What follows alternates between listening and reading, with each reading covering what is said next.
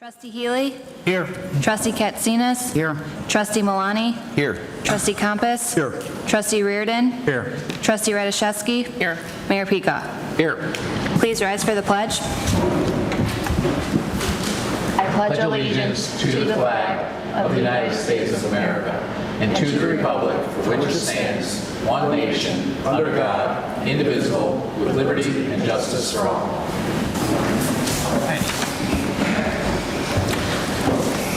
Approval of the July 6, 2021 Committee of the Whole minutes.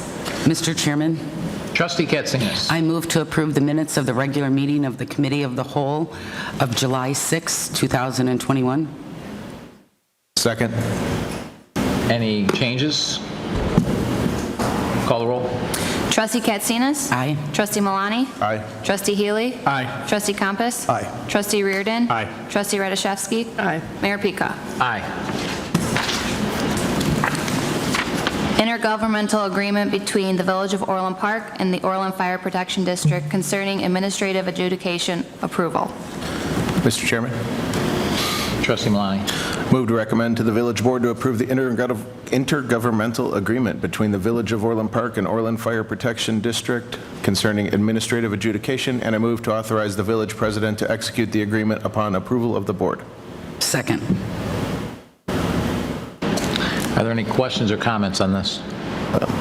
Mr. Chairman, Trustee Milani. is this something that they've used the Village services in the past, or is this something new? So this is brand new. The village has a comprehensive municipal violation program adjudication, and in our ongoing cooperative efforts with the fire district, they had requested that they be part of that. They would write their own tickets. It would go through the process, and in exchange, 50% of any fines or fees collected would go to offset any of the additional costs. Okay, so this was something they were doing on their own, and they just think this is more efficient?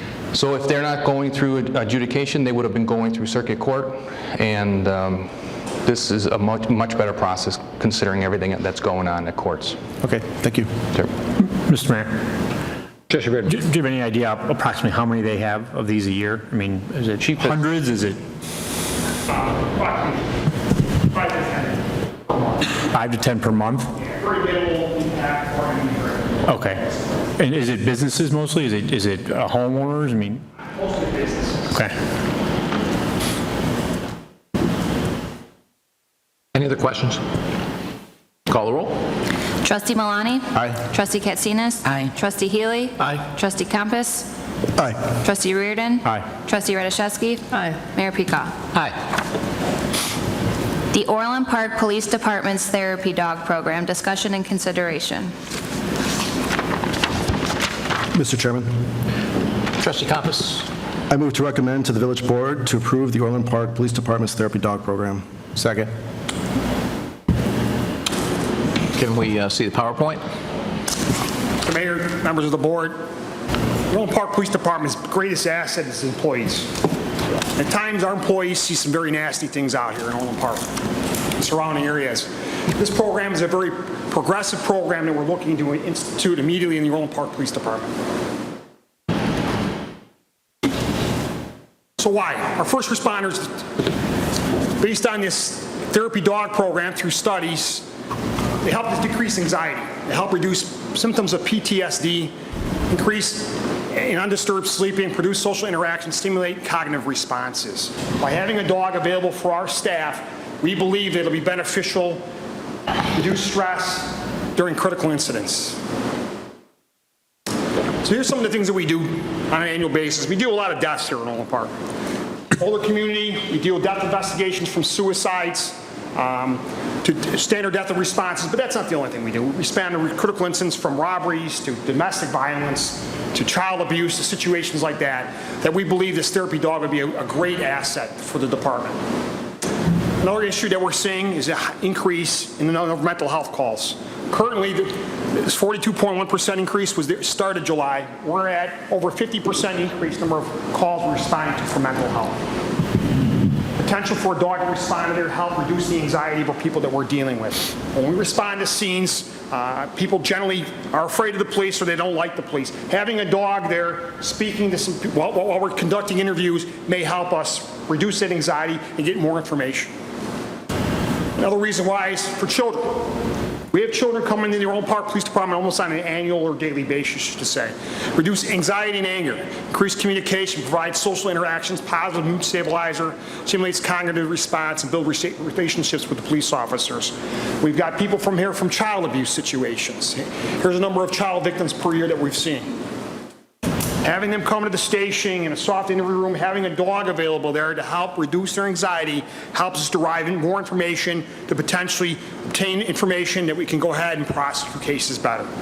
On top of that, we have people, unfortunately, that commit crimes in Orland Park and have their children with them. We're tasked with babysitting those children while waiting for another parent or DCFS or somebody else to come there and pick those children up. By having a dog here, it can help reduce that anxiety. So our concept is a firehouse dog. That dog would remain at the police department. The fire department does one thing great. They have firehouse dogs. They've had them for many years. We're looking to do the same thing because the concept is we're working 24/7 at that police department. Having that dog available 24/7 for our dispatchers, for our people on midnight shift would pay dividends. We currently have facilities in place for a therapy dog. We can assign the staff to feed and walk the dog, and we do about on average about 65 community events per year that can qualify to have the dog there. Be kind of a mascot. So where would this take place? It's a county sheriff-run program in Florida, Cocoa, Florida. It's a non-kill shelter. You get a shelter dog, and the dogs are actually trained by people that are sentenced to jail there. Furthermore, it's a 40-hour training class. The cost? It's free. It's free. The exception of $100 for a therapy dog certification. For us to send a staff member down there, obviously costs for lodging and housing and food, but we already got $5,000 in pledge donations already from an anonymous source, requested Orland Park citizen, as well as our law enforcement organization here in Orland Park. Here's the program right here. They have an opening in September of this year. For 1 week, we can send an officer or a civilian from the department to go down there and learn a little bit about the therapy, take the training course, and bring the dog home. So September 13th through the 17th, the department can choose the size of the adopted therapy dog, and currently they have about 6 Labradors to choose from. Any questions? Any comments? Mr. Chairman, Trustee Radiszewski. Chief Mitchell, I think this is an excellent program. I'm really excited to hear more about it. I do have a couple of questions. So you said you were going to get a Labrador. I think they're excellent dogs. Does anybody at the police department currently, do you know if they have allergies? Would be my only there's a concern. possibility. We'll just have to keep them away from the dog. We have officers responding to calls for scenes all the time when they have animals there. We'll just keep the dog away the best we can if we do. But I'm not aware of any at this moment in time. Okay. Great question. And do you have a volunteer who, you said you had a volunteer who's going to, help walk and take care of the dog. Who was going to be going down there and doing the training? Has that been assigned or talked about yet? Yet. I'm looking for board approval to proceed with this thing. At that point, then I will choose somebody. Thank you. Mr. Chairman? Trustee Malani. I'd just like to say I think this is a great service for our officers and for our residents as well, and I really appreciate the Orland Park Law Enforcement Organization and the Anonymous Citizen for their pledges and donations. I think this will go a long way, and it sounds like it's going to be a great program. So. I think it's a win-win-win, 3 Yes. wins. So thank you. Mr. Mayor, Trustee Reardon. one sounds great, 2 might even be better. See how it goes and maybe get another one. But I think if you advertise probably isn't the right word, but promote the fact, I think if there are other costs, I think you'll be able to, a lot of people will be interested in supporting the cost of that once you start doing it. So I think it's a great idea. Thank you. I agree with you. I agree. Any other comments? Yeah, Chief, I think it's a great program. It's got to be tough for you to come up here and say something about that you're adopting something from the firehouse. And I just want to know that every 4 years or so, if I can come down there and see the therapy dog for a few months. We'll all need it. Penciling in now, Mayor. Right after April? Yeah, exactly. Yeah, about January through beginning of April. Call the roll. Trustee Compass? Aye. Trustee Malani? Aye. Trustee Healy? Aye. Trustee Katsinas? Aye. Trustee Reardon? Aye. Trustee Rashevsky? Aye. Mayor Peacock? Aye. Axon body and fleet camera purchase. Mr. Chairman, Trustee Malani. move to recommend to the Village Board to approve the use of Sourcewell Cooperative Purchasing Contract number 010720-AXN and recommend approving the contract with Axon for body-worn and fleet camera purchase for a total of 5-year costs of $974,999.99, which corresponds to $189,025.91 in year 1 and $196,493.52 in years 2 and through 5, and recommend authorizing the village manager to execute all related contracts subject to village attorney review. Second. Chief, could we see the... We'll move through this quickly for you. So we did a field study the first quarter of 2021. I will tell you that I've got 100% backing by the unions on this. They want a body-worn camera program. They think it's going to be beneficial not only for the citizens, for prosecution, but more importantly for the officers. Right now, our in-car video camera system clears our officers 97% of the time on complaints. 97%, and the other 3% are a professional standards. They may have said something they shouldn't have said inappropriately. No excessive use of force situations. They're excited about this program because when they step out of their car and they have that camera on, and they're away from that squad car, they know they're going to be protected. They know they're going to be protected. So some of the benefits, they have numerous benefits including transparency, improving the citizen behavior, along with decreasing use of force complaints. Provide additional evidence for arrest and court prosecution. In Cook County, with it ain't on video, it's tough to prosecute. Body-worn cameras can improve officer behavior when interacting with citizens. They also be used for training purposes to determine deficiencies that we see out on the street, which has happened. And by the way, the body-worn camera is now mandated by the House Bill 3653. So we technically don't have to get it to 2024, but I strongly encourage that we get it sooner than 2024. It is time that Orland Park has a body-worn camera program. Protect our officers, protect us from vicarious liability and undue liability. So this is what House Bill 3443 says, the trailer bill. We now can utilize our body-worn camera to write a report. We can view that. There's some exceptions. Use of force, officer-involved shooting, great bodily harm. The officer cannot initially see the video. He's got to write a report, and then after that, he can write a supplemental report based on the video review. Not an end-all be-all, but it works to our favor. Proves language. It's no longer a felony if we violate village department policy. Very, very important.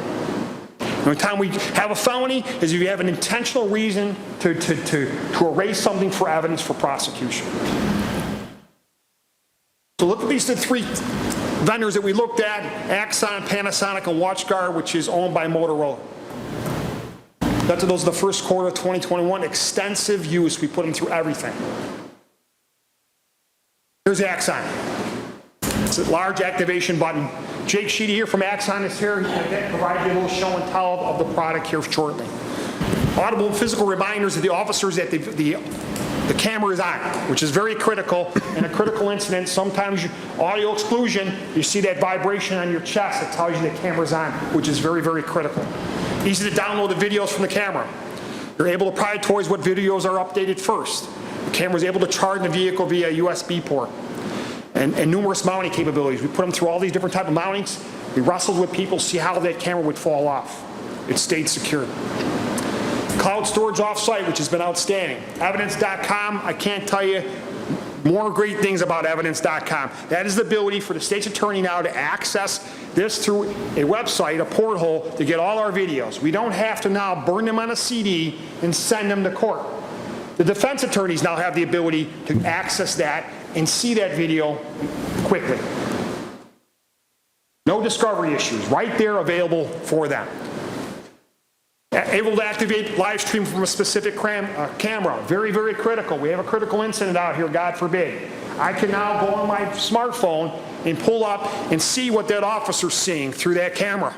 On top of that, when he's away from the car, I can find out where he is. We've had some situations out here where our officers were all over the place. We have no idea where they're at, and because of the radio traffic, we may not be able to get on the radio. I can now access that through my phone and find out exactly where my officers are at all times. Proprietary technology which automatically activates the camera when the taser duty weapon is pulled from the holster. Very, very critical.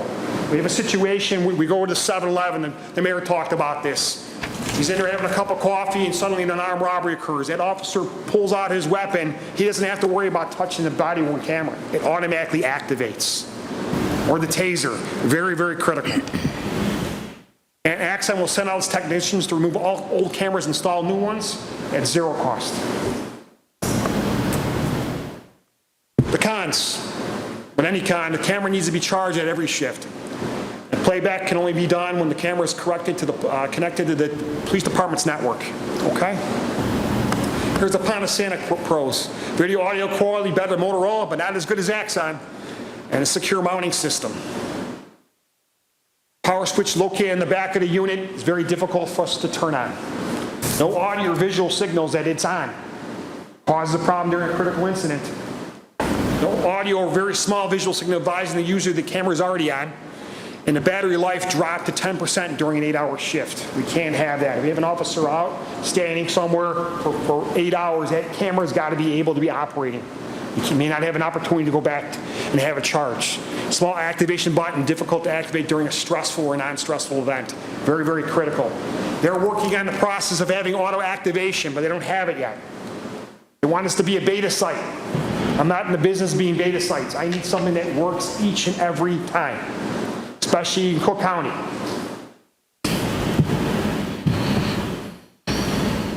Motorola, their Pro, which not technically is a Pro, they have an automatic playback, meaning for 48 hours you can look at the video without having to activate it.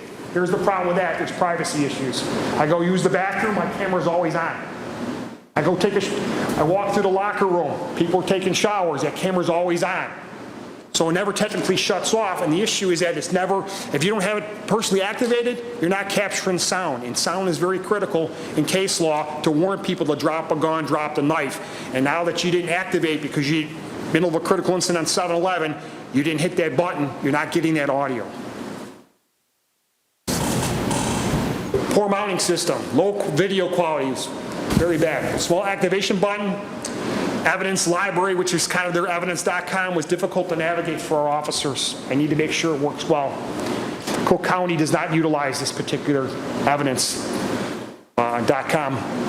Back-end climb for uploading and reviewing was not user-friendly, difficult to navigate. We also need to have some additional hotspots placed at the police department to download our videos. And we're unable to place evidentiary pictures in their system.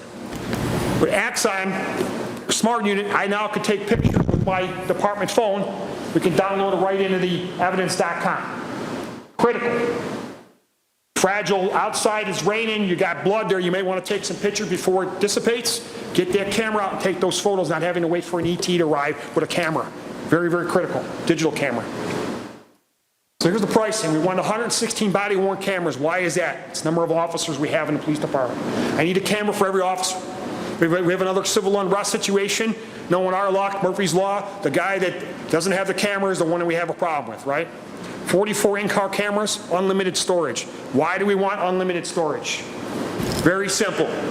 We want, like the mayor said, we want the truth to come out. We want the highest resolution that we possibly could have at all times. Some of these other ones, not unlimited, you got to drop it down to 720 or below. You're not getting that clear, concise picture. We need to have that clear, concise picture.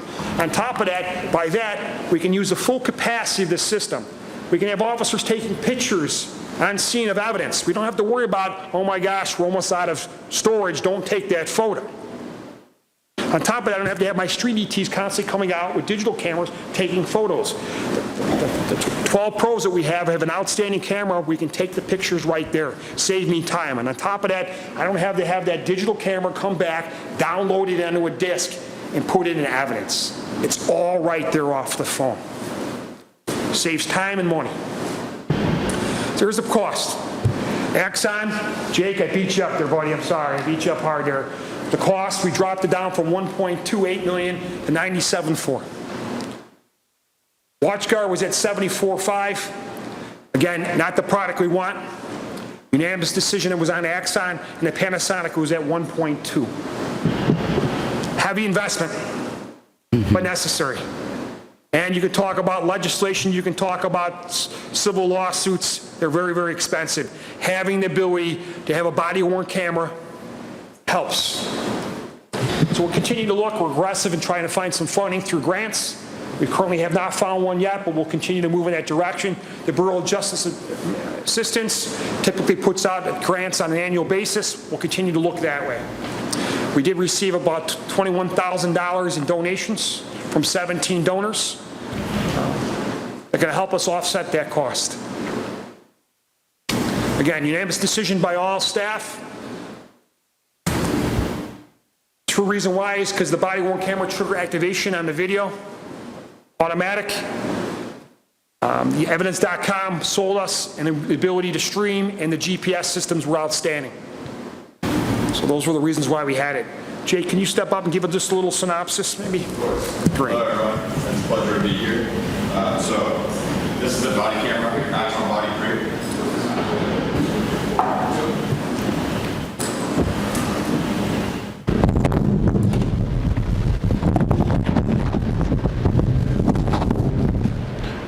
So this is the current body camera, Axon Body 3. You'll see here it's flashing green lights, so this is when it's set in that buffering state. So throughout the normal shift, it's going to be on the chest, green light flashing. Also on the top of this camera, there's a visible LED screen showing the officers this is ready to go, but not recording. And so just kind of that extra feedback. Taser here, inert cartridges, but just wanted to show that activation. So manual activation of this camera is going to be a double click. You'll see lights turn red. Top of the screen shows a video symbol showing it's recording, letting the officer know. Very different. And then when you turn it off, it's going to be a 3 to 5 second hold. Camera vibrates again in my hand, goes back to green. So automatic activation signals, we talked about holsters, tasers, and also vehicle signal units. This taser, all I have to do is turn on that taser. Taser's now on, camera turns on. So automatic activation capabilities. This activation, it's a Bluetooth signal that basically emits a Bluetooth signal in a 30-foot radius for 30 seconds. And that's going to activate any camera within that radius. So it's not a one-to-one camera. So there's 5 officers on scene, 5 or 6 officers. The situation escalates, someone has to pull out a taser or whatnot. All cameras in that scene, especially even the in-car cameras, everything's turning on. And that's basically a signal that an extra signal will not turn that off. All that does is a signal that's letting this camera know situation is arising. These cameras need to be recording for that evidence to be taken care of. One other key factor I will show as well. I'll turn this back on. If we can go to the website, and then if we can click the respond button at the top, right there, click confirm. So this is going to be the live GPS and streaming capabilities within the camera. So we've got a live map. If you can click the recordings button, it'll show that there's 2 cameras currently recording. And then this is my camera, Jake Sheedy. If you click that live stream, you can kind of move that box down a little bit. That's going to be a live stream currently of this camera in real time. Command staff has the ability to hop into up to 20 live streams on this screen. So if there's multiple officers at this incident, they can pull up all these screens on, see a full situation, dynamic, all the point of views, give real-time feedback, so that way they know what's going on. From an officer perspective, the red light flashing on the top turns purple. The live is now underneath the camera, letting the officer know I'm being live streamed, I have extra support on my end. This camera turns off, situation ends, that stream will go away.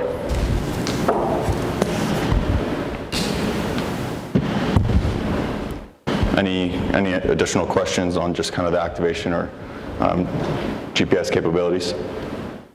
Does the board have any comments or questions? Mr. Chairman?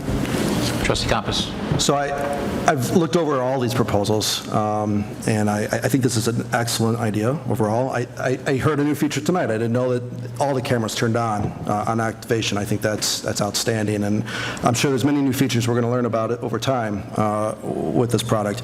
This is very prudent for protecting individuals on both sides of the camera, both the officers and the citizens with which they're interacting with, and we'll get to the truth a whole lot faster with this video evidence. I also see great future potential in this as a training tool. I think the live feed is outstanding. I think when you've got officers out remote and needing supervisor advice, you've got instant access. That's not something that we can do today, and that's very powerful in and of itself. I do want to clarify, and I know the chief already mentioned this, but we were down this path of getting these body-worn cameras long before HB 3653 was a thing. That bill slowed us down, unfortunately, because of the language that they had put in there, which made it extremely restrictive for us. And at that time, we'd said we weren't going to look at it until they either changed the language or we got to the absolutely end date of the mandate. So thankfully, Springfield heard us and changed, and not just us, but many others, and adjusting the unnecessary language in that bill so that we can move forward on this. Thank you, Chief. Thank you, Axon. I think this is outstanding. Mr. Mayor? Healy. Chief, do you expect more FOIAs of this information? And what's the effect on the back office? So we do expect some more FOIAs. We went, with the village manager's direction, we went to a Brazos system that's going to help us relieve some of the man hours on double inputting our tickets. So we're going to free up some staff to help us address those concerns, okay? So that's what we're looking at as far as that. Your other question was? The staff considerations, is it going to be more cost to respond to FOIAs or whatever? It's hard to say. It's going to be kind of, I think it's going to be a wash because we're double inputting tickets now into two separate systems. Depending on, initially you're probably going to get some, but we have the redaction software here through Axon that allows us to more effectively blur out phases and stuff. So a little bit of a learning curve, but I think long term we will save money. All right, thanks. Mr. Chairman? Trustee Radiszewski. I have actually two questions. So one is I like the, the taser and how everything it goes on all, kind of simultaneously. My concern is just sometimes technology doesn't work the way that we want it to, the way it's supposed to, and I'm sure the system, is excellent. What is like the success failure ratio to that? So from my numbers, I haven't heard of a story where we've had failed activation, and also with that, so the taser signal is an activation. We have an activation signal for the holsters for if a gun breaks leather, and then we also have signal technology in the vehicles for anytime light bar, speed, crash, gun lock, or canine triggers are hit. So with that many triggers as an option, if for some reason one were to not activate, but another one then got signaled, those signals will be constantly going for those 30 seconds every time it goes. So if there's a failed activation, maybe the second one will turn it on. And then also with activation, there's a pre-event buffer with each camera as well that upon activation will pull video from 30 seconds up to 2 minutes prior of that activation. So kind of combats that issue a little bit as well. Thank you. My second question is, you said that with the live stream that everybody could be looking at that. Like, who is everybody? Who would have access to that camera remotely? So that will be chosen by the department. Typically commanders or watch commander that are there, they can obviously view that. So our lieutenants and our command level would have access to the ability to stream that, live stream that. Okay. Thank you. It's the commanders. Mr. Mayor. Trustee Reardon. Yeah, I think the narrative gets lost a lot by media that the police departments don't want this. And I think your comments in the very beginning were so true. My experience has been working with Cook County and the jail system for about 15 years. This by far helps the officer more than, causes it. And I think the narrative gets out there in social media and by the media that they're trying to fight this, that they don't want this for some reason, that they're trying to hide something, and it couldn't be farther from the truth. And I think you got a great product here, and I think, like Sean said, or Trustee Campus said, we were out ahead of this before, and it's great to see that we're able to move forward, so. Mr. Chairman? Trustee Malani. Just a quick question. I mean, it's technology. Technology has a lifespan, and I saw the 3-year. Is that like a replacement plan? Every 3 years, these would be replaced just to new technology coming in, and they kind of wear out over time. And that's Yes. part of the agreement Part of the every contract, time. yes. Okay. Thank you. I thank you for the opportunity, and I appreciate consideration for this very, I know it's a very expensive investment, but I think long-term it'd be worthwhile. Thank you, Chief. And my comments on this before the vote is thank you for all the citizens. Thank you for the board that pushed against HB 3653, and then once it was passed, pushed to get it changed so that we could get this implemented. Because as this was pointed out, we were ready to do this until they put that in and put our officers at risk. Also, the live stream, to put it in layman's terms for everyone here on the board, is you think of the incident we had last year, the first Sunday in June, when we had the riots and looting, and we ended up to the north in Chicago, and then it spread down here, and we had all hands on deck called out, and we had every retail center shut down. And we were sitting in the command center, and you hear an incident on the radio, and there's all kinds of radio chatter trying to figure out what's going on. That live stream would have cut down probably, 75-80% of that radio chatter, so you could actually had critical radio chatter instead, and you could have seen what was happening so that the command staff would have known, do we need to redirect anyone over there? Does it seem like it's under control? All of that would have been handled much more efficiently with much less radio chatter. So very important in those circumstances. So it would be very, very helpful for our command staff to understand what's happening in an incident. I imagine it would have also been very helpful with the mall incident when there's just so much uncertainty about what's happening, to actually know what our officers are seeing when they're in there. So that's great. Also, point out that when I flew, they always told us, just remember, everything you've got is made by the low bidder. Well, I'm in a position now where I don't have to choose the low bidder, and I can choose the best bidder so that our officers have the best equipment. So that's what we want to do. So thanks for doing such a thorough review of everything. Call the roll. Trustee Malani? Aye. Trustee Campus? Aye. Trustee Healy? Aye. Trustee Katsinas? Aye. Trustee Reardon? Aye. Trustee Radiszewski? Aye. Mayor Peacock? Aye. Silver Lake West Water Main Replacement Phase 1 and 82nd Avenue lining bid. Mr. Mayor, Trustee Reardon. I move to recommend to the Village Board of Trustees to accept the bid from Austin Tyler of Elwood, Illinois, not to exceed $2,616,904.08, plus $2,492,289.60 plus $124,614.48 contingency. Second? Any questions or comments? Mr. Chairman? Trustee Malani.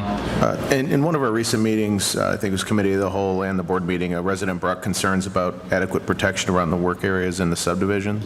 Are we going to assure that, with this large of a project going on as well, we'll make sure that the changes that we made carry over into that project? Yes. And we didn't make any changes. We had a storm that took a lot of stuff down, and we just made the contractor go put it back up. So there weren't changes made. So just want to be clear on that. Okay. Thanks.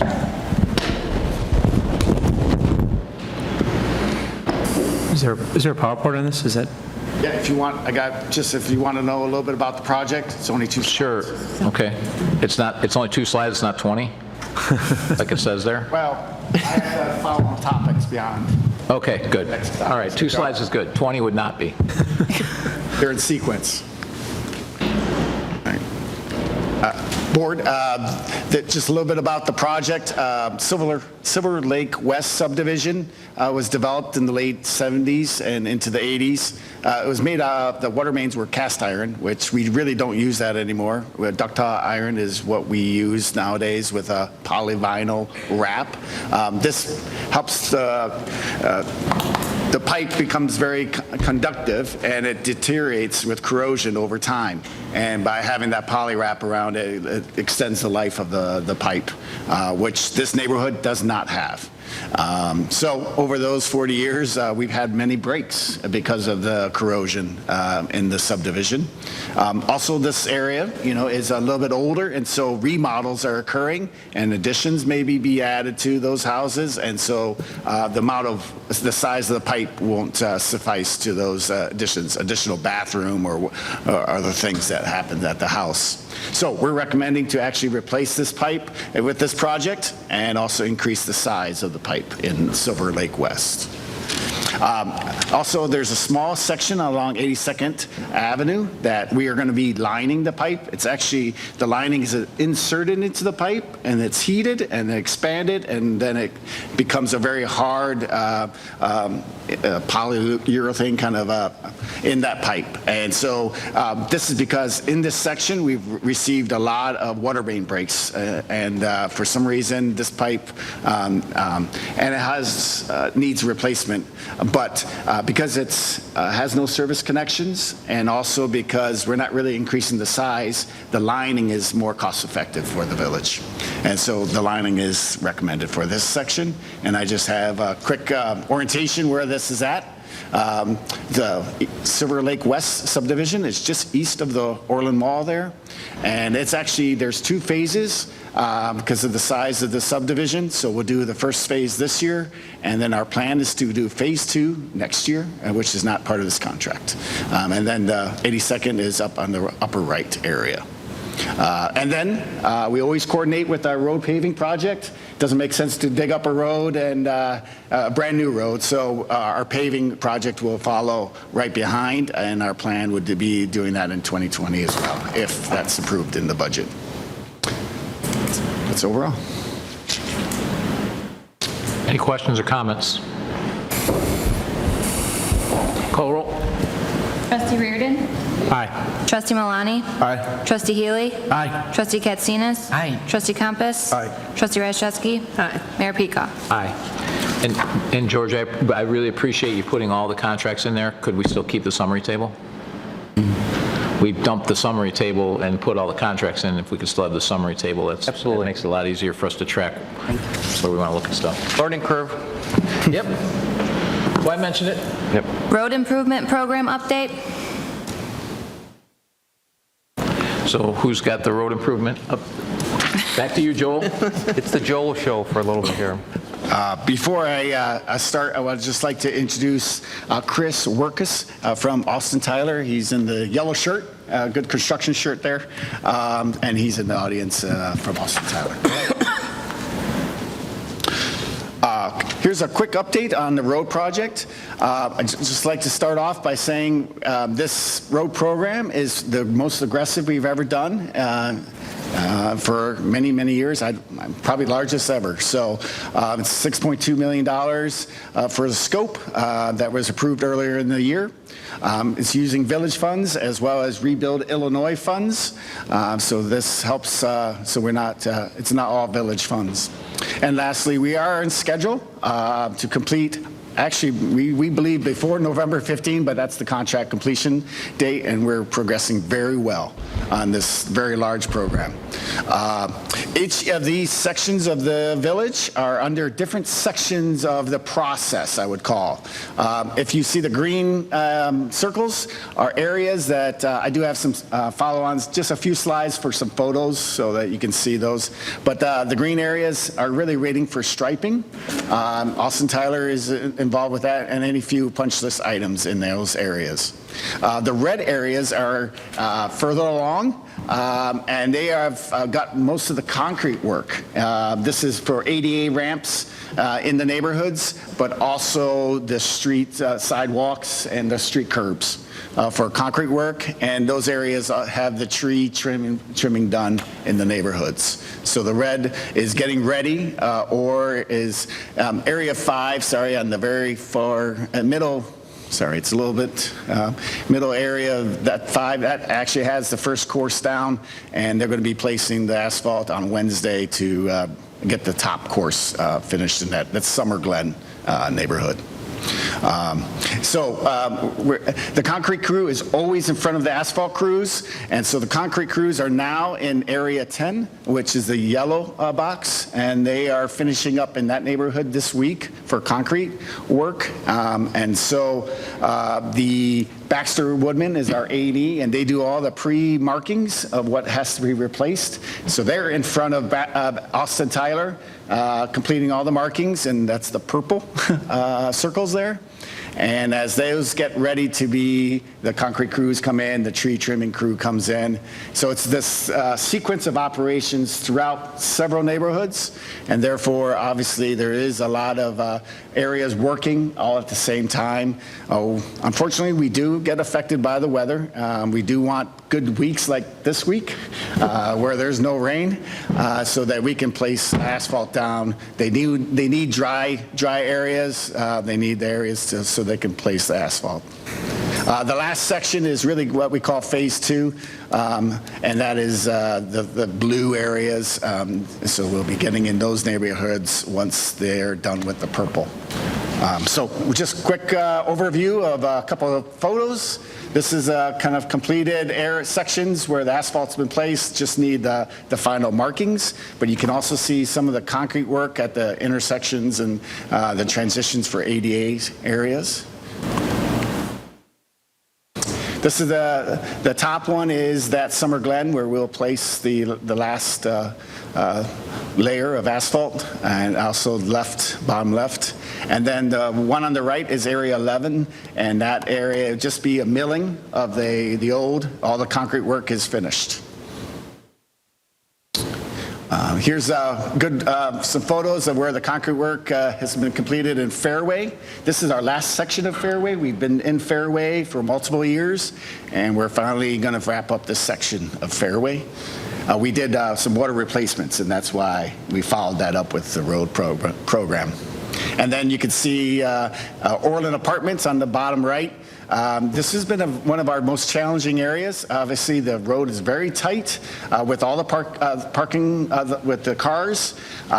So Austin Tyler actually pulled a little bit out of the Gulf View ones you'll see next to get back in here to make sure those driveways were completed so the cars can get back into the parking lot areas, because otherwise the cars are on the street, which impacts the waste management. You know, it's a ripple effect where waste management's trying to get their trucks through the neighborhoods, and sometimes they couldn't, and we've been coordinating with waste management to let them know the progress. But we're happy to say that the concrete work is finished so they can go back into the parking lots, and then we'll disrupt them one last time when we're doing the asphalt piece. And then here's Gulfview West. I know we had an individual last time that came in, and this is his section of area, and you can see some of that concrete work going on in his area.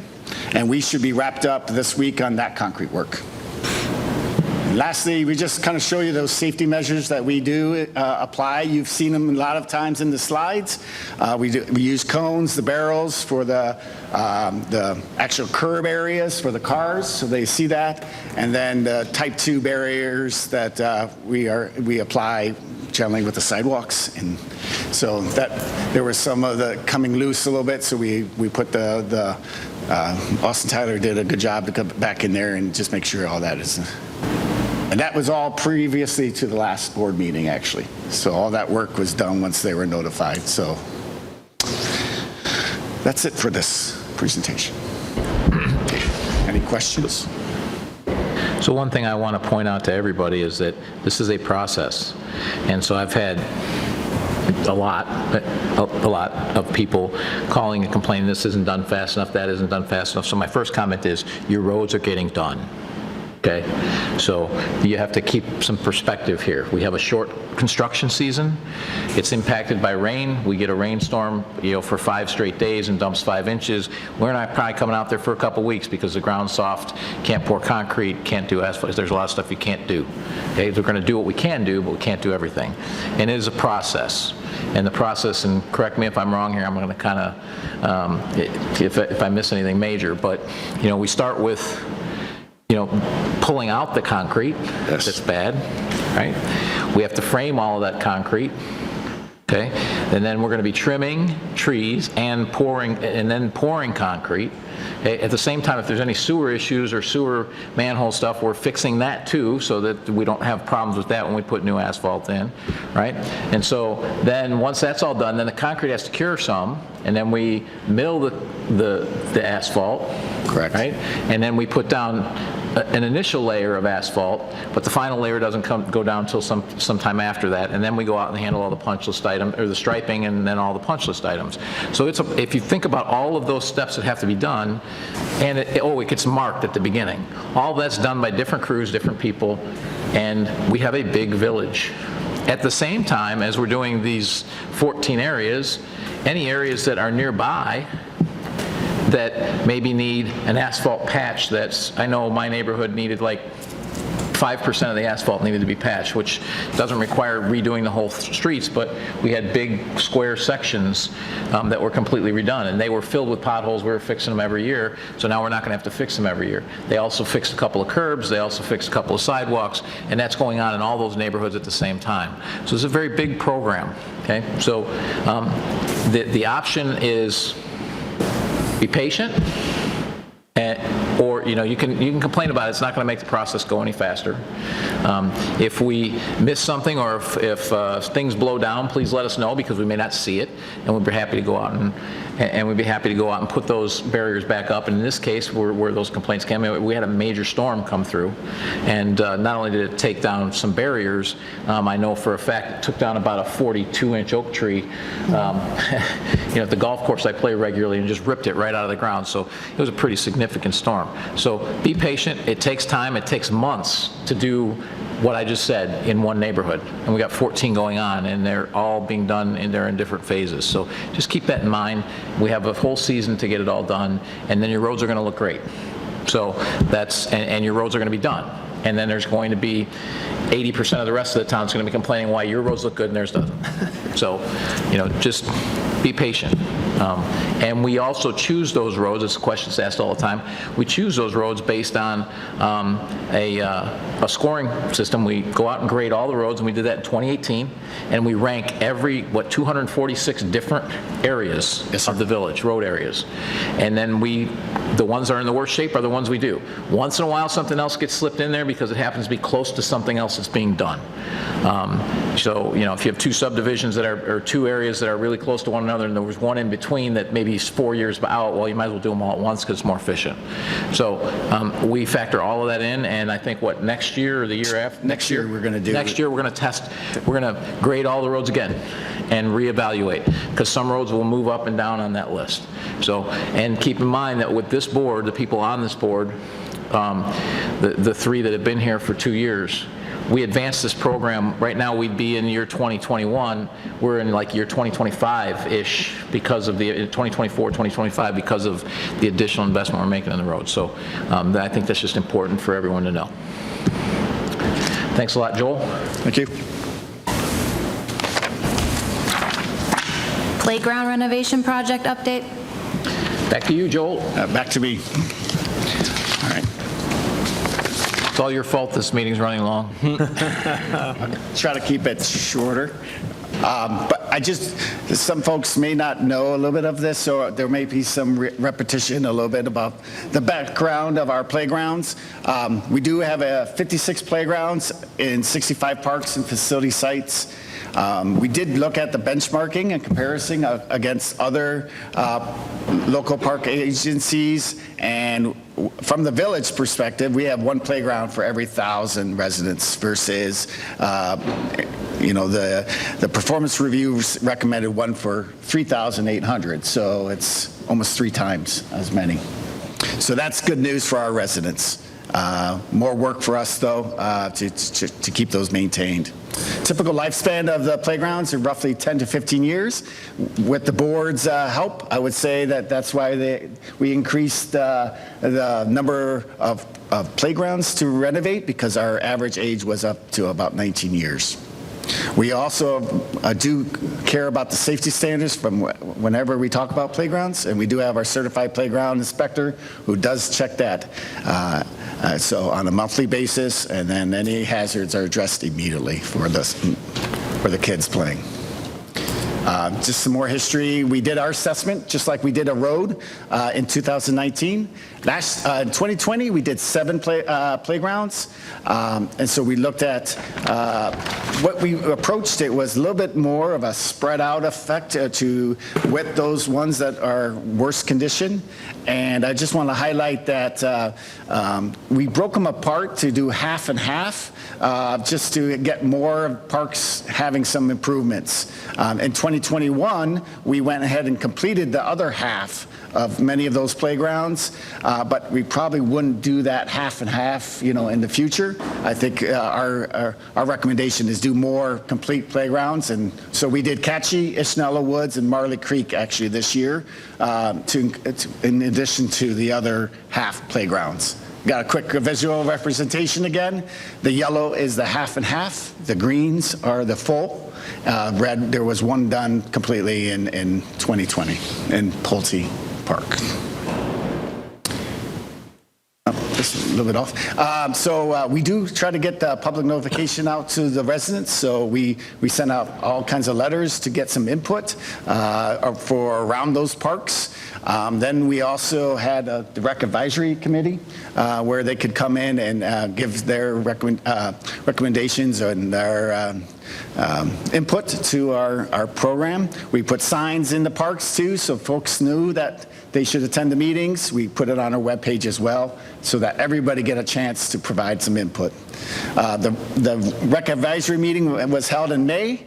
On the 4th, we presented 2 options. Got some inputs, made some tweaks here and there, and then we brought the final decision to the board on the 17th of May, where came to the committee and the board, and where we were awarded the project.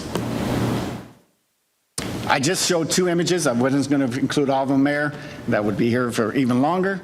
But there is an image of Catchy Park that was presented, and Discovery Park. So it was a complete playground equipment, wood fiber mulch, edge constraints, and ADA improvements and site improvements. That's a little bit about the background. This is a quick update on where we're at. Actually, I updated this morning because we just finished up a couple of them this past week. So Catchy, Bill Young, Spring Creek, and Wedgewood Estates and Camino Real are complete.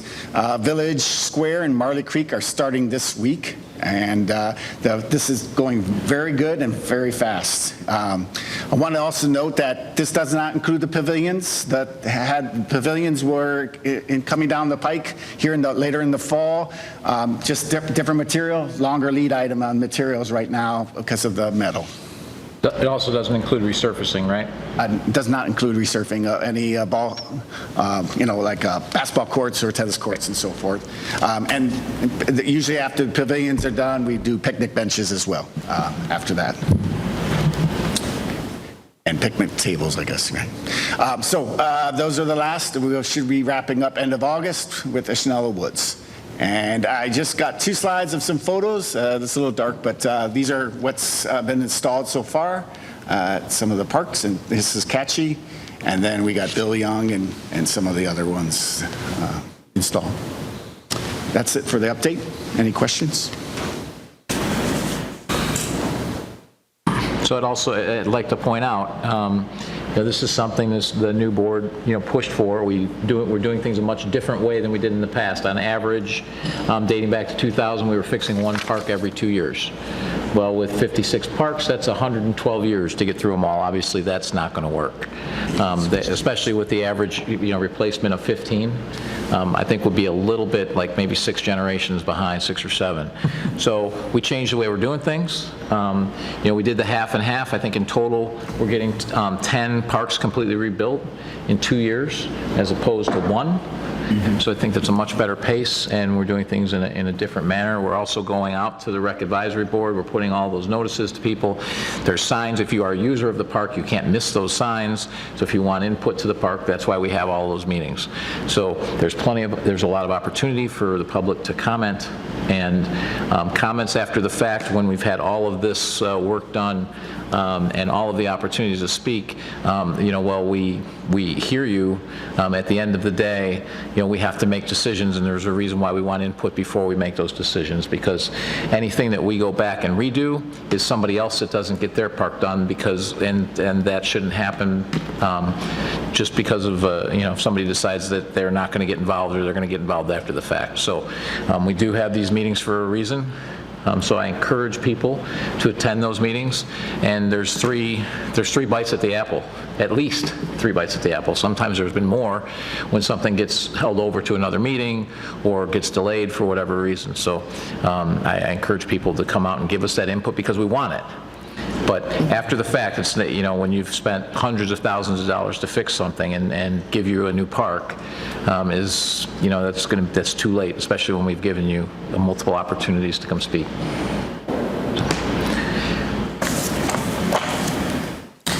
151st Street, Ravinia to West Avenue Roadway Improvements Project Update.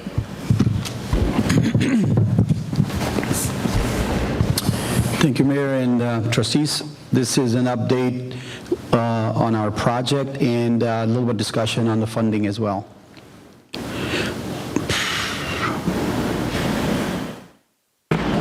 Come on.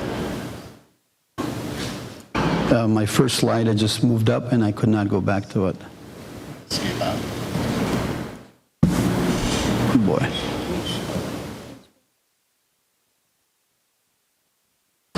They're talking about, right? No, it's not going.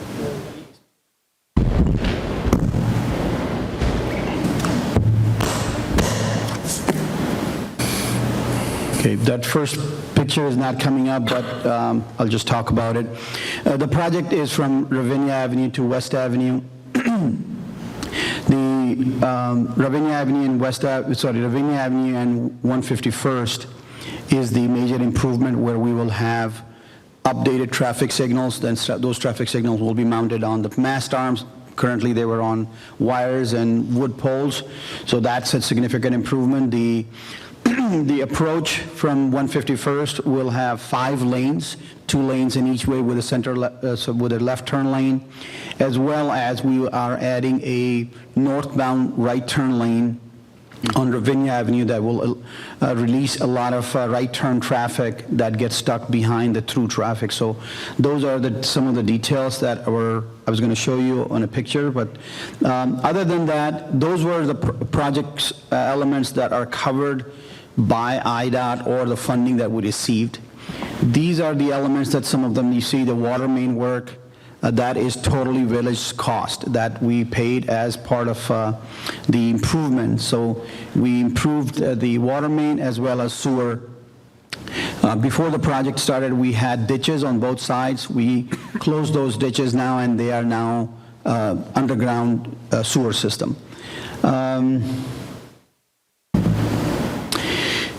We received a maximum of $2 million that a project from STP we can get. We got the maximum amount of $2 million for roadway work, and then we got a separate $680,000 for the roundabout at 151st and West Avenue. All other costs, those are mostly the 20% that we match any of the federal funds, as well as the water main, sewer, sidewalk, ADA improvements. Those were the costs that the village had to pay for it.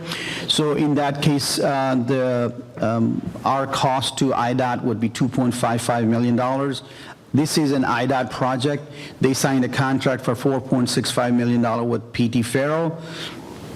But during the project, like I said, there are a few other elements that were added to the project due to unknown conditions, such as somewhat contaminated soil that we had to deal with.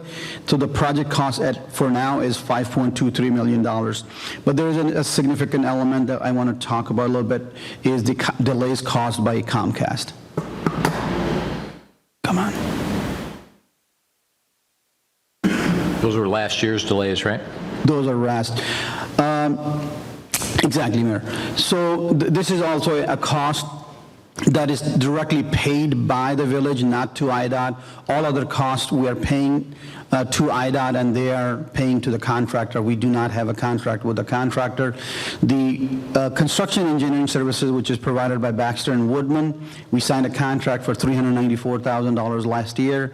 That was their agreement, but due to Comcast delays, they are asking for another $92,000, so that will make the total cost to the village at $486,000, where the total project cost to us would be $3.04 million. Come on. So my request here is to push back on two things. Engineering costs, the $92,000, exactly what were the costs related to that delay, as opposed to we're used to getting blank checks whenever things are delayed. So I'd push back on that $92,000, and then I'd also push back on Comcast. So, Mayor, there are a few other costs. This is exactly the slide I wanted to show it to you. The project was supposed to complete last year in November 2020, and then it got delayed to this year in August 2021. So when last year, when we shut down the project, we had to close the project and keep the project in a condition that can stay operational and safe during the winter time. So that was an added cost of $70,000 in 2020. We have an additional cost of $110,000 this year because of the delays, salary increases, and material costs at $110,000 and then $92,000, as I mentioned.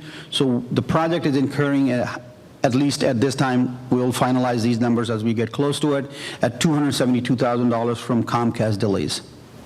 Well, you're saying Comcast delays, but you're saying here that Comcast is working within the project limits. Comcast is still working within the project limit. They should be out of the project limit so that we can wrap up the project. Okay. All right. So they are still. So we need to address these costs with Comcast as well as the other agencies, because, no offense, but I'm very accustomed to it went into 2021, so now we got a blank check, and so they that 272 might be 130, not 272 in actual cost. So I think we need to push back on first the charges, but then also Comcast to recover those charges. So previously, this matter was before the board, and we are going to be requesting reimbursement from Comcast. The contract extensions were before this board, as well as discussion regarding that reimbursement. So that's the plan. Okay. This is a list of work that has already been completed. I'll give you a few seconds to take a look at it. If you have any questions on any specific item, I can answer those. You can go to the next slide. Okay? Come on. Work is in progress. Roundabout with the decorative colored stamped concrete is in progress. We have been able to actually open that intersection, and no restriction to traffic right now. That is the good part on it, but the site, it is still a construction site. Most of the work that is being done is asphalt related, or pavement marking and all of those. That will be coming a little bit later, but we are looking to wrap up this project at the end of August in terms of traffic use, but we still have some more work to be done later this year and early next year. Come on. My slide is stuck here, but I just wanted to show you this picture. This is the 151st and West Avenue. You can see we have created a roundabout so that we can work in the middle where the barrels are, but the traffic can still circulate throughout this as a traffic circle or a traffic roundabout. So that is the current condition outside.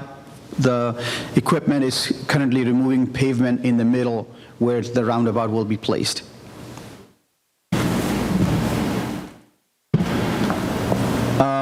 Weather dependent, our project should wrap up in August. Remaining work that for this year will be done in August and September, but there are some trees that will be planted in next year because of IDOT's restriction on the planting season. So, but for all practical purposes, the project will be done at the end of August or early September.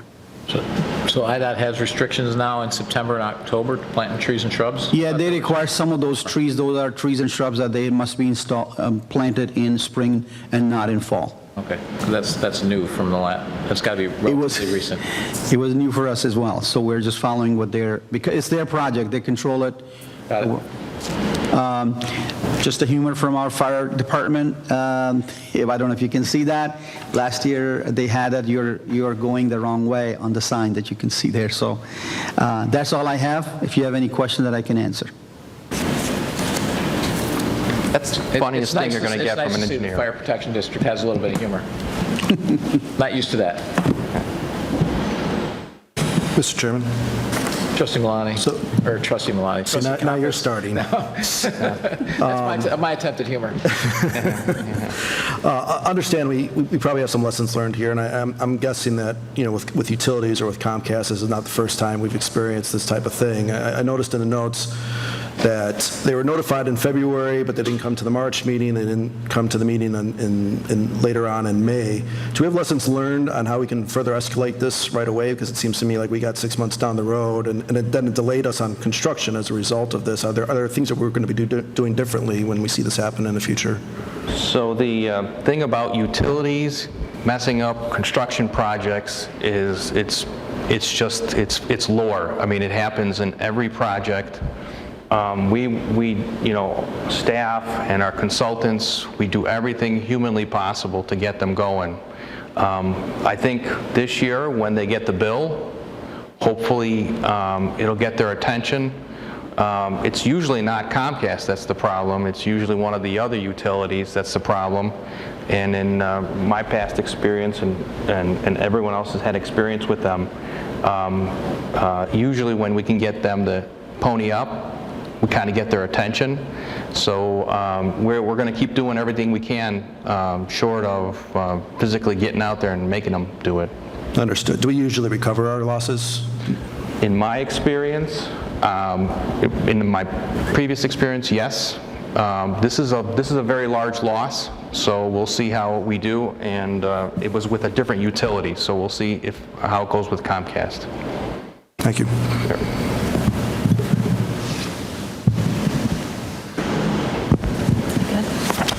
Yes. Debt Service Program, update on current debt issues and plans of finance.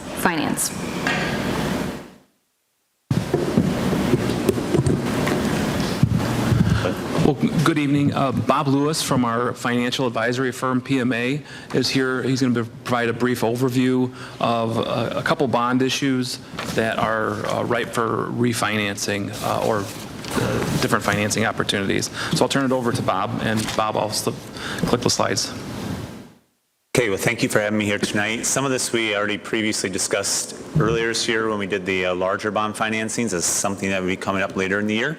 So as a reminder, you have bonds outstanding for a variety of different purposes and paid from a variety of different sources.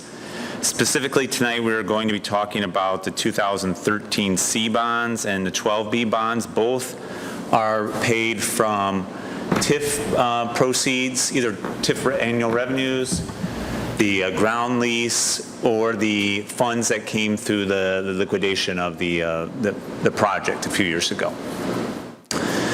This is just a reminder, we do have plans for additional borrowings for capital projects the next few years. This is this summary of that, which really isn't part of tonight's plan. Tonight's are just related to the TIF financings, but there'll be more to come on additional projects in a few months as we continue to work with the administration. So the 2013 C bonds, you have about $8.6 million of those remaining. 6.3 million of those are callable on December 1st of this year. And what that means is you can pay them off, refinance them on the call date. And the anticipation is that you would pay these off and refinance them with a new bond issue, similar like you would do with a home mortgage, and also what you did with a financing earlier this year. The average interest rate on the bonds that you would call is just above 2%, so it's a pretty low interest rate already. It gives you an idea of how low interest rates are in today's market. As I already mentioned, these are payable from TIF revenues. The next slide gives you a summary of the estimated savings. So you have a series of column of numbers here. The first column of numbers is what we estimate the new payments will be after they're sold. You know, unlike your home mortgage where you can just tell whoever you're working with to lock the rate in, you can't lock this rate in until you actually sell the bonds. So that's our current estimate right now. The next column is the payment that's actually due on December 1st. You're just making that one as scheduled. And add that together to get the net new debt service, compare that to the current debt service, and then the yellow column is the savings, is what we estimate. And the payment reduction would be roughly $45,000 per year for a total of $232,000. Present value of that is pretty close to that. It's about $225,000. So the way that would benefit you then is the amount of TIF revenues and ground lease revenues that you would have to use to service that related debt would be reduced, which would free up $45,000 for other uses within the TIF fund. Now, the 2012 B bonds are also callable on December 1st, but we're not talking about issuing new bonds to pay those off. If you may recall, in connection with the Triangle TIF area, you had 4 bullet maturities that were structured in anticipation of redeeming those with the payment that you received. 2 of those bullet maturities will be paid off this December when they're scheduled to mature. One of those is refinanced earlier this year to be paid back over the remaining term of the TIF and a little bit beyond the term of the TIF with the ground lease revenues. And then there's the 4th bullet that is due December 1st of 22. And that is, as I mentioned, callable on December 1st of 21, but you already have the funds from the sale of or from the funds that came from the developer in your debt service fund to make that payment on December 1st of 2022. Well, the rate that you'll be paying from December 1st, 2021, from when they become callable to when they mature on December 1st of 22 is 2.25%. Well, those funds, as they're sitting in that debt service account, is not earning anywhere near 2.25%. So what we recommended to the administration is to just take those funds that are already there and call these bonds in and pay them off 1 year early, eliminating 1 year's worth of interest that you would have paid at 2.25%. So what you have before you tonight are 2 ordinances. One is an ordinance to refinance and refund the 13C bonds, which you wouldn't, again, lock that rate into. You'd sell those bonds. We currently anticipate the sale date to be August 9th. And then the other ordinance is to redeem, or defease is another term that we use, the 2012 bonds on December 1st of this year. You would send out a call notice to your investors on November 1st, letting them know that you are redeeming their bonds. And then on December 1st, you'll receive an invoice for that final payment, and then you'd use the current funds on hand to pay off that maturity. So that is the sum of the presentation that I have here tonight. Any questions from the board? So what will we save from paying the bonds? What's the interest that we'll save with the remaining principal that's outstanding on that? Yeah, the one you're paying off early? Yeah, the one we're paying off a year early. Let's see. I know you had that written in the memo. It was $180,000 in interest cost. I believe that was the gross amount of interest. Now, you are giving up some interest earnings on that money for a year, but the interest that you're earning on that is pretty low right now because that's liquid money, which is not earning very much. Any questions? And everything we're doing tonight was all part of the plan that we had discussed during our budget workshops. So broadly speaking, this is part of the plan that we put in place previously. I mean, this just makes sense. We've got low interest rates right now, and it's something we have to think about actually for our capital financing going forward. Is we're historically low interest rates, probably going to rise. So what should we be doing, in the next year to set ourselves up so we're not getting into a higher interest rate environment. Right. So, okay, great. Okay. Thanks very much. You're welcome. Is there anybody here to speak at the Committee of the Whole? Okay, I'll entertain a motion to adjourn. So moved. Second. Call the roll. Trustee Compass? Aye. Trustee Healy? Aye. Trustee Katsinas? Aye. Trustee Malani? Aye. Trustee Reardon? Aye. Trustee Rashevsky? Aye. Mayor Peacock? Aye. We'll start the board meeting at 7:30.